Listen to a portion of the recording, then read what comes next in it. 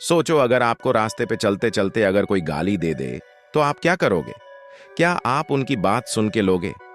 India में आपने ये चीज नोटिस की रहेगी कि जब भी आप रास्ते पे चलते चलते गलती से किसी को कट मार देते हो या आपकी गाड़ी किसी को थोड़ी बहुत टच हो जाती है तो डायरेक्टली लोग माँ बहन की गाली पे आ जाते हैं।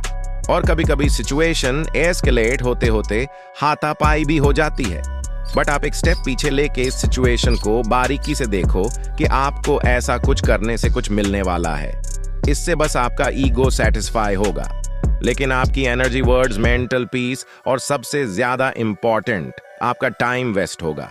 क्या आपका छोटा सा एक कोटिस्फाई करने के लिए इतनी सारी चीजें दांव पे लगाना सही है? और ईगो पे बात आ ही गई है तो आज तुम्हारा ईगो भी तोड़ देता हूं। समझ लो ये आप हो। अब ये रही आपकी कंट्री और ये रही अर्थ। पॉज करके देखो या झूम करके देखो, कहीं दिख रहे हो तुम? आज जिस लॉ के बारे में हम लोग बात करने वाले हैं उससे समझने से पहले आपका ईगो तोड़ना बहुत ज्यादा इंपॉर्टेंट है। नहीं तो मैं आगे जितने भी सारे पॉइंट्स बताने वाला हूं वो आपके दिमाग में घुसेंगे ही नहीं और काम भी नहीं करेंगे। ये वीडियो भी उन्हीं हजारों वीडियो में से होके रह जाएगी जिन्हें बस आप देखने के लिए देख रहे हो।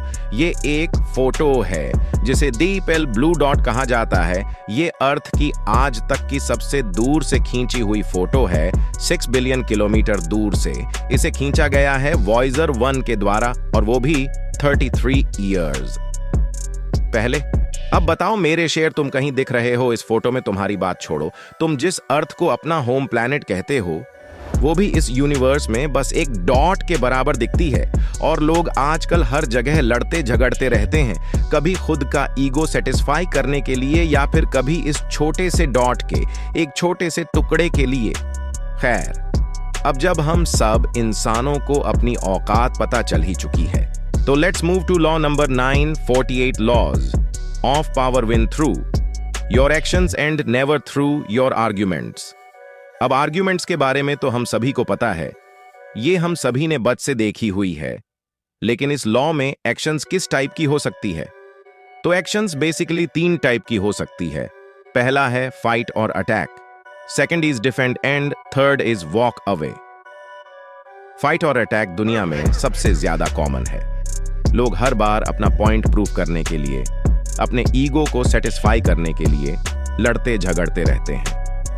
सेकंड वाला पॉइंट आता है डिफेंड, जिसे हम लोग डिटेल में डिस्कस करेंगे इस वीडियो में। एंड थर्ड और प्रोबेली, मेरा सबसे favourite point is walk away. देखो भाई, लाइफ में सबसे ज्यादा इंपॉर्टेंट चीज होती है आपका मेंटल पीस। अगर ये ठीक है तो पैसा और पावर कंटिन्यूसली आपके पास आती रहेगी, और अगर यही हिला हुआ है तो जितना भी पैसा और पावर आपने कमाई है वो एक ना एक दिन आपके हाथ से जाने वाली है। अब अपनी एक्शन से जीतना कैसे है, इसको और डिटेल में समझते हैं। सबसे पहली चीज जो आप कर सकते हो वो है सामने वाले को प्रूफ दिखाना। अगर आप प्रूफ के साथ, अगर आप फैक्चुअल डाटा के साथ चीजें रिप्रेजेंट करते हो तो सामने वाले के पास कितना भी तगड़ा काउंटर आर्ग्यूमेंट क्यों ना रहे, वो आपके सामने बात नहीं करेगा। रशिया के प्रेसिडेंट व्लादिमीर पुतिन की एक बहुत ही तगड़ी लाइन है, guns and politeness is much more effective than politeness alone. अब यहाँ पे गन्स का मीनिंग होता है प्रूफ्स एंड डेमोन्स्ट्रेशन। आप अपने आर्ग्यूमेंट को स्ट्रांग बनाने के लिए जितने भी सारे प्रूफ्स इकट्ठा कर सकते हो उतने इकट्ठा करो और फिर ही सामने वाले से आर्ग्यू करो। या फिर अगर आप डेमोन्स्ट्रेट करके दिखा सकते हो चीजें तो उसे डेमोन्स्ट्रेट करो। आपको एक छोटा सा एग्जाम्पल देके समझाता हूँ। सपोज करो कि मेरे पास कोई डिजिटल मार्केटिंग एजेंसी है और मेरे सामने कोई बिजनेस ओनर बैठा है जिसे मुझे पिच देनी है। अब रादर देन उसे ये कह के कि मैं आपका रेवेन्यू 10 गुना कर दूंगा, अगर मैंने अपने पुराने क्लाइंट्स के कोई प्रूफ दिखाए उनको कि कैसे मेरी वजह से उनका रेवेन्यू 10x हुआ, 100x हुआ, तो वो उस बात पे ज्यादा यकीन करेगा रादर देन सिर्फ मेरे वर्ड्स पे। या फिर मैंने उसे एक ऐसा ऑफर दिया जिसे वो रजिस्ट ना कर पाए कि आप 7 दिन की एक फ्री ट्रायल ले लो और इन 7 दिन में आपको गारंटीड रिजल्ट्स दिखेंगे। तो ऐसे मोमेंट में अगर आप सक्सेसफुल हो गए उनको रिजल्ट दिखाने में, तो सामने वाला जहां पे आपको एक काम के 100 देने वाला था वहां पे वो उसी काम के 1000 भी दे सकता है, just because you had proof और आपने डेमोन्स्ट्रेट करके दिखाया। इन सारी चीजों को पॉइंट नंबर 2 होता है नो योर बैटल्स। आपने एक बहुत ही फेमस लाइन सुनी होगी, it's okay to lose some battles to win the war. और ये लाइन आज आपको कुछ भी करके समझनी पड़ेगी। कई बार क्या होता है, हमें आदत लग जाती है हर किसी को गलत प्रूफ करने की, और हम अपनी एड़ी चोटी का जोर लगा देते हैं सामने वाले को गलत प्रूफ करने में। अब आपको इस चीज को समझना पड़ेगा कि कौन से आपके लिए सच में वैल्यूएबल है और कौन सी जगह पे आपका सिर्फ टाइम वेस्ट होने वाला है। इसका एक छोटा सा एग्जाम्पल देके आपको समझाता हूं। सपोज करो आप किसी पार्टी में गए हो और वहां पे डिस्कशन चल रहा है अर्थ के बारे में। अब आपको पता है कि अर्थ गोल है, बट वहां पे आपको एक ऐसा बंदा मिला जो कह रहा है कि अर्थ फ्लैट है। तो इस सिचुएशन में उस इंसान के साथ आर्ग्यूमेंट करना आपके लिए वैल्यूएबल नहीं होने वाला। उल्टा ऐसे मूवमेंट के मजे लिया करो।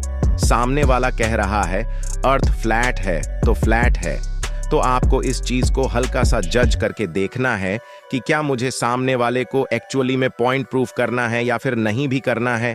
कई बार हम लोगों ने ये चीज स्कूल या फिर कॉलेज में देखी है कि सामने जब कोई टीचर सिखा रहा होता है और अगर वो कुछ गलती कर दे तो कोई ना कोई ओवर स्मार्ट बंदा उठ के उनकी गलतियां निकालेगा। हम इंसानों को किसी की गलतियां निकालना बहुत ज्यादा पसंद है। ये पता नहीं लोगों की क्या एक अलग ही फिटिश लगी हुई है कि सबको किसी की गलतियां निकालने में बड़ा मजा आता है। बट आप इस चीज के बारे में थोड़ा सा सोचो, क्या वो 40-50 स्टूडेंट्स में स्मार्ट बन के आपको कुछ मिलने वाला है? क्या वो लोग इस चीज को कभी याद भी रखेंगे? क्या वो चीज करके आपका कोई फायदा भी होने वाला है? कुछ बेसिक सिंपल से क्वेश्चंस है जो आपको हमेशा खुद को पूछने चाहिए। अगर मैं किसी के साथ कोई आर्ग्यूमेंट, कोई बैटल स्टार्ट कर रहा हूं तो उसमें मेरा क्या फायदा होगा, मेरा क्या नुकसान हो सकता है और उस चीज को करने में कितने ज्यादा रिसोर्सेस लगेंगे। ये 3 सवाल आपको हमेशा खुद को पूछने चाहिए। फायदा नुकसान के बारे में आपको पता ही है। रिसोर्सेस यानी आप ऐसे समझ सकते हो उसमें लगने वाला टाइम, उसमें लगने वाला पैसा या फिर उसमें खर्च होने वाला आपका मेंटल पीस।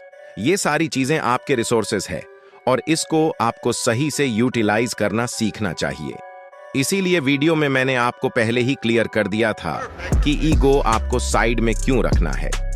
एक बहुत ही फेमस लैटिन टर्म है जिसे कहते हैं एक्टा नॉन वर्बा, यानी डीड्स नॉट वर्ड्स। कभी भी आपकी जो सोच है, आपकी जो फिलॉसफी है, उसे किसी को एक्सप्लेन मत करो, उसको एनबॉडी करो, उसको जियो। सामने वाले को समझना है तो वो समझ लेगा, नहीं समझना है तो वो ना समझे, ऐसा समझ के छोड़ दो। हर एक चीज को एक बड़े टाइमलाइन पे देखना सीखो। कभी भी जो बड़े बड़े लोग हैं वो चीजों को शॉर्ट टर्म में प्लान नहीं करते, वो चीजों को एक लंबे स्केल पे देखते हैं और फिर उनको डिवाइड करते हैं छोटे छोटे पार्ट्स में। अगर आपको इलॉन मस्क की बिजनेस स्ट्रैटेजी भी पता रहेगी तो वो बंदा अगले 10-20 साल का प्लान करता है और फिर उन्हें छोटे छोटे सेक्शंस में डिवाइड करता है। इसी वजह से तो वो वर्ल्ड की 99.9% पॉपुलेशन से ज्यादा सक्सेसफुल है। देखो, एक चीज होती है कि लॉन्ग टर्म में आपको पता नहीं है कि कौन सा इंसान आपके काम आ जाए, तो बस शॉर्ट टर्म में कोई आर्ग्यूमेंट जीत के उससे कोई रिलेशन खराब करके आपका कोई फायदा नहीं होने वाला। उससे अच्छा लॉन्ग टर्म गेम के बारे में सोचो और वैसा एक्ट करो। अब अगर आपके सामने कोई ऐसी सिचुएशन आई ही जाए कि सामने वाला आर्ग्यूमेंट करने पे लगा ही है, तो क्या करना चाहिए? सबसे पहली चीज आपको करनी है वो है सामने वाले की साइकोलॉजी को समझना। आप समझो कि कई बार चीजें दिमाग से नहीं आती, कई बार सामने वाले के